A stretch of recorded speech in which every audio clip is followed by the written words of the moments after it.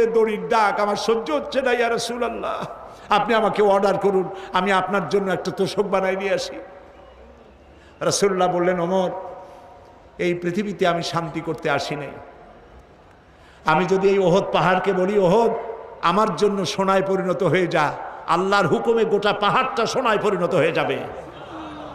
ওমর, দুনিয়ায় শান্তি করতে আসি নাই, আসছি মানবতার কল্যাণের জন্য, মুক্তির জন্য। কাজেই দুদিনের জন্য যারা মন্ত্রী হন, 2-5 বছরের জন্য যারা এমপি হন, যারা সচিব হন, ডিসি হন, এসপি হন, জনগণের সাথে খারাপ ব্যবহার করবেন না।